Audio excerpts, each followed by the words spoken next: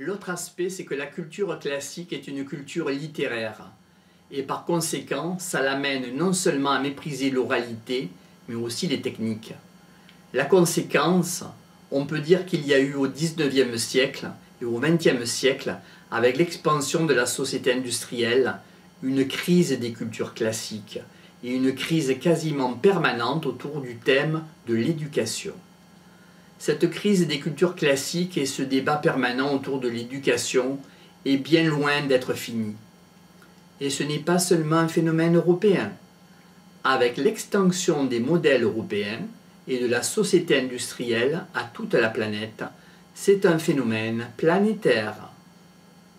Un exemple, la révolution culturelle chinoise. La Chine était fondée sur la culture classique depuis 2000 ans. Est-ce qu'il fallait la casser comme ils l'ont fait?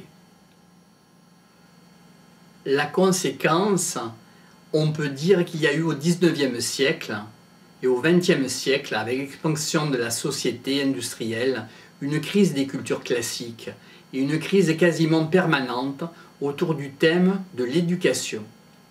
Cette crise culture classique et ce débat permanent autour de l'éducation est bien loin d'être fini. Et ce n'est pas seulement un phénomène européen. Avec l'expansion des modèles européens et de la société industrielle à toute la planète, c'est un phénomène planétaire. Un exemple, la révolution culturelle chinoise. La Chine était fondée sur la culture classique depuis 2000 ans. Est-ce qu'il fallait la casser comme ils l'ont fait? Je suis absolument convaincu qu'il y a un rapport étroit entre la montée des fondamentalistes et la destruction des cultures classiques. Grand 7. L'évolution du mot culture. Comment on est passé de la culture formation, qui est une idée acquise incontestablement au XVIIIe siècle, à un autre sens, la culture au sens culturel? Trois facteurs. La philosophie des Lumières, le développement des États-nations comme la France, des nations marchandes comme l'Angleterre. 3. Et la rivalité franco-allemande qui va avoir toutes les conséquences que nous savons. Ceci va amener en Allemagne un éclatement de l'idée de culture. Le mot Bildung, qui veut dire formation, va se spécialiser dans le sens éducation, formation, apprentissage, apprentissage de la vie. Les souffrances du jeune Werther, c'est un Bildung froment, c'est-à-dire un roman d'éducation sentimentale. C'est le thème que reprendra Flaubert dans son roman L'éducation sentimentale. Et le mot Kultur va prendre en allemand un sens nouveau et va avoir un destin assez étonnant. C'est donc une création de la pensée allemande et c'est pourquoi l'adjectif culturel est d'abord un mot allemand qui sera emprunté un siècle et demi après sa création. Parce que les Français pensaient qu'ils n'en avaient pas besoin. Qu'ils n'en avaient pas besoin parce qu'ils avaient un autre mot. Le mot Kultur va prendre un nouveau sens en allemand par opposition au mot français de civilisation. Le mot français civilisation est un mot récent, un mot récent, qui est apparu au milieu du XVIIIe siècle. Sa première attestation est dans un texte de Mirabeau père. Civil est un adjectif qui vient du latin civis, qui veut dire citoyen. Le civis est celui qui habite la civitas, c'est-à-dire la cité. Mais dans l'Antiquité, les cités sont des États indépendants. Par conséquent, la civitas est à la fois la ville et l'État. Ce qui explique le double sens du mot immoté civil. Civil peut vouloir dire ce qui concerne les relations du citoyen avec l'État. C'est le sens du droit civil. Le vieux sens du mot immoté civil en français veut dire urbain, c'est-à-dire bien élevé, poli. Le mot est donc double. Le premier sens du mot immoté civilisé à l'infinitif est complètement sorti d'usage aujourd'hui. Il est connu des historiens du droit. C'est un terme juridique qui veut dire faire passer un procès d'une juridiction ecclésiastique à un tribunal civil. Ce sens est complètement oublié et n'a rien à voir avec le sens français actuel. Alors, comment est-on arrivé au sens actuel du mot émouté français civilisé à l'infinitif, qui veut dire extraire de la barbarie, de la sauvagerie, enseigner les bonnes mœurs, la politesse, etc.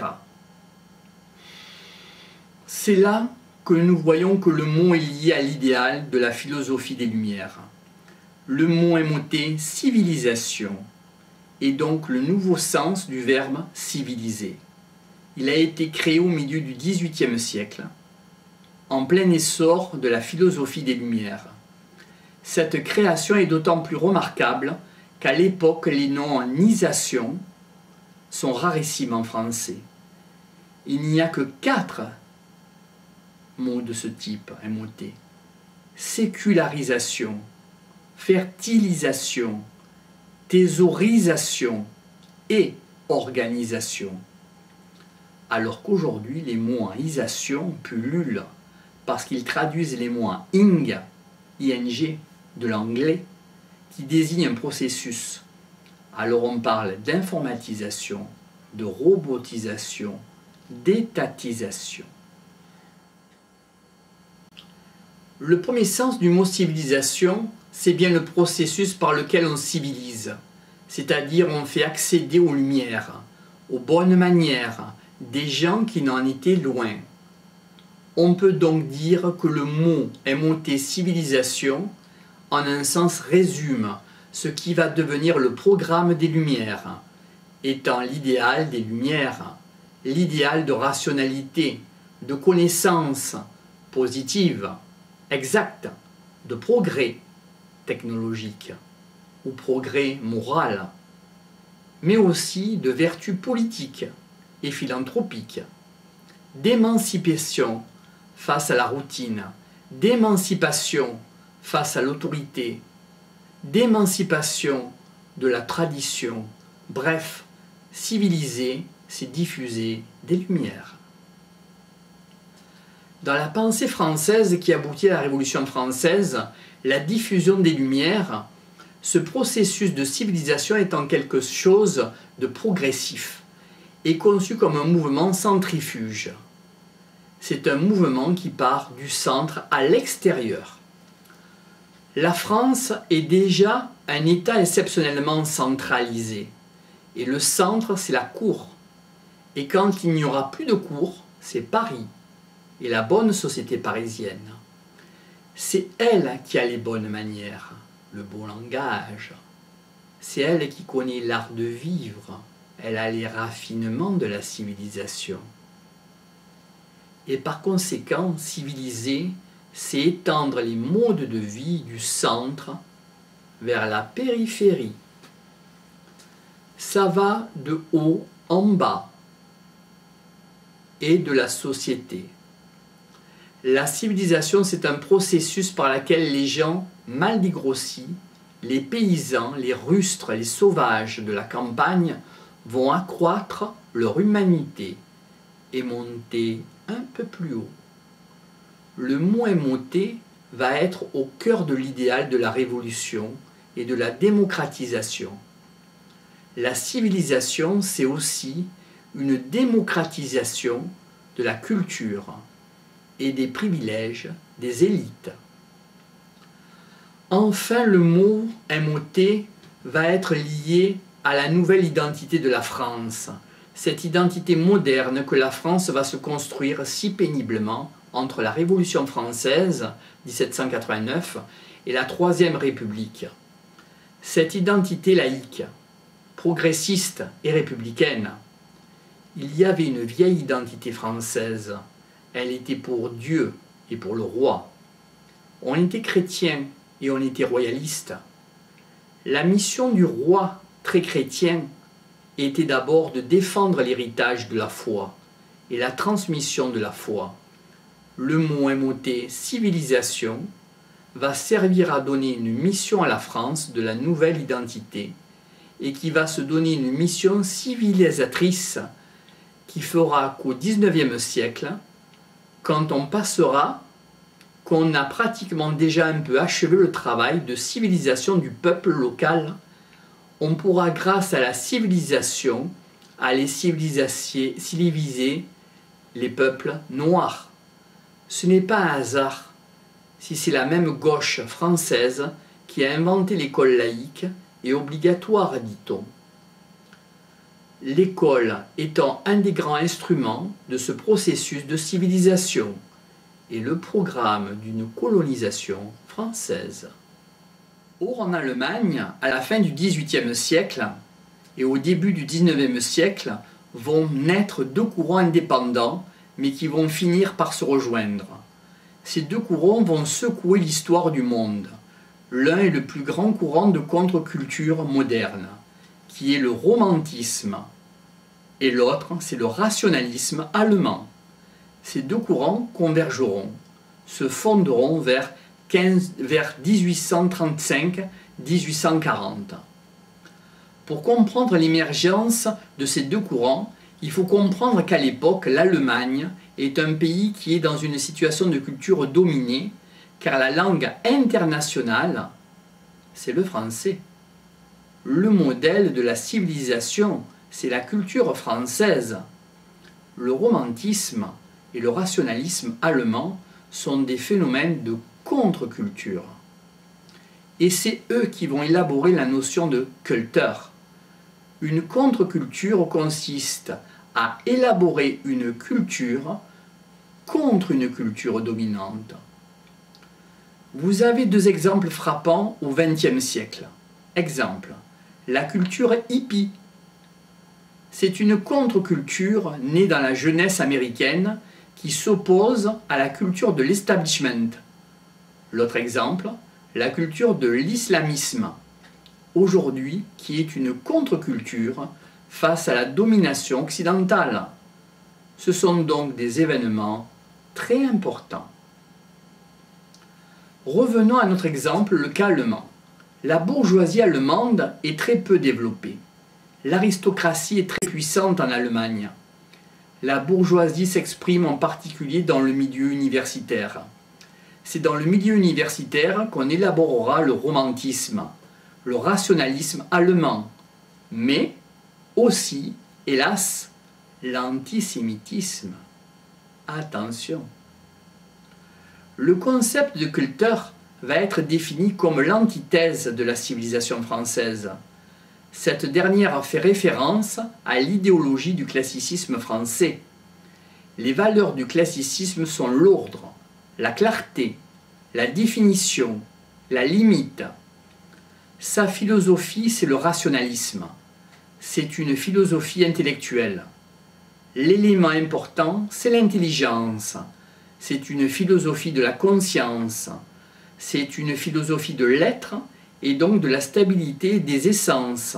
La Kultur va se définir beaucoup plus par rapport aux valeurs du romantisme, et le romantisme met en valeur ce que la culture dominante oublie, et l'esthétique romantique exalte le sentiment.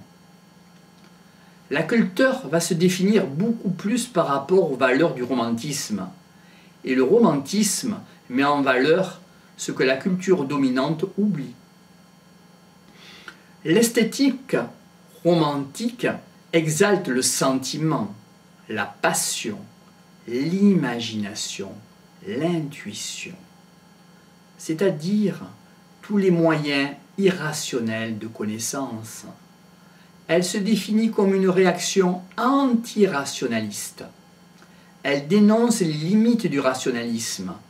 En esthétique, le romantisme prône le mélange des genres, alors que l'esthétique classique prône leur séparation. Il ne faut pas mélanger la comédie et la tragédie. Elle exalte la complexité contre la clarté, la contradiction, l'illimité, le sentiment infini, la passion infinie, la métaphore. Le classicisme est une idéologie d'homme adulte, alors que le romantisme est une philosophie de l'adolescent. La civilisation à la française est liée à une construction plus avancée de l'État, à la centralisation, à l'uniformisation.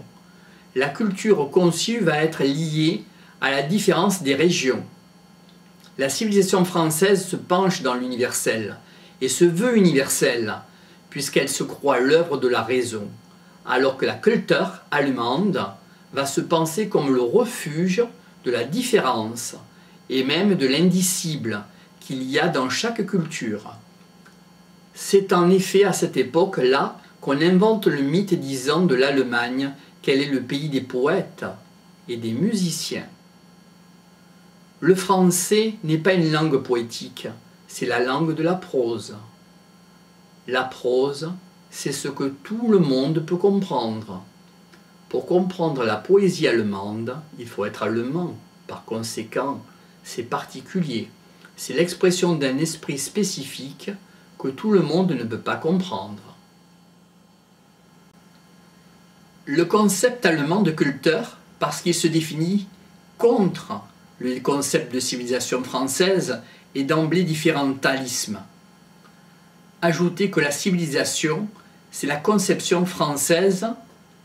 Dans la conception française, descend des élites vers les masses pour rationaliser et se lier au mouvement de rationalisation des mœurs, au mouvement par lequel l'État et l'administration prennent le contrôle de la société. Alors que le concept allemand de Kultur a son bastion et son réservoir dans le peuple et dans l'oralité.